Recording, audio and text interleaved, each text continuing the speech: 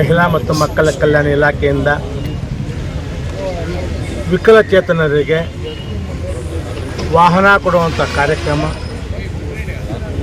ಸುಮಾರು 25 ಫಲಾನುಭವಿಗಳಿಗೆ ಇವತ್ತು ವಾಹನವನ್ನು ಕೊಟ್ಟಿದ್ದೀವಿ. 2 ಮಕ್ಕಳಿಗೆ ಲ್ಯಾಪ್ಟಾಪ್, ಅಂದರೆ ಯಾರ ಕಣ್ಣು ಕಾಣಿಸಲ್ವೋ ಅಂಥವ್ರಿಗೆ ಲ್ಯಾಪ್ಟಾಪ್ ಕೊಟ್ಟಿದ್ದೀವಿ. ಯಾರಿಗೆ ಕಿವಿ ಪ್ರಾಬ್ಲಮ್ ಇದೆ ಅವ್ರಿಗೆ ಟೈಲರಿಂಗ್ ಮಿಷಿನ್ ಕೊಟ್ಟಿದ್ದೀವಿ.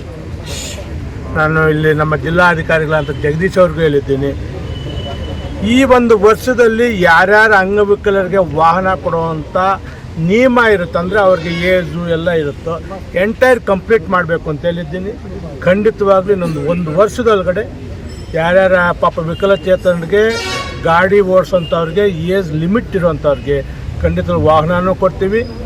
ಇನ್ನು ಯಾರಾದರೂ ಮಕ್ಕಳು ತಮ್ಮ ಮಾಧ್ಯಮ ಮುಖಾಂತರ ನಾವು ಹೇಳೋಕ್ಕೆ ಇಷ್ಟಪಡ್ತೀವಿ, ಕಣ್ಣು ಕಾಣಿಸದೇ ಇದ್ದರೆ ಲ್ಯಾಪ್ಟಾಪ್ ವ್ಯವಸ್ಥೆ ಬೇಕಂದರೆ ನಮ್ಮ ಜಿಲ್ಲಾ ಕಲ್ಯಾಣಾಧಿಕಾರಿಗಳು ಕಂಡಾಗ ಖಂಡಿತವಾಗಿ ಒಂದು ಅಪ್ಲಿಕೇಶನ್ ಆದಾಗ ಅದನ್ನು ಕೊಡುವಂಥ ವ್ಯವಸ್ಥೆ ಮಾಡೋಕ್ಕೆ ನಮ್ಗೆ ಅವಕಾಶ ಇದೆ. ದಯವಿಟ್ಟು ಈ ಒಂದು ಅವಕಾಶ ಸದುಪಯೋಗಪಡಿಸ್ಕೊಳ್ಳಿ ಅಂತ ತಮ್ಮ ಮಾಧ್ಯಮ ಮುಖಾಂತರ ವಿನಂತಿ ಮಾಡ್ತೀನಿ.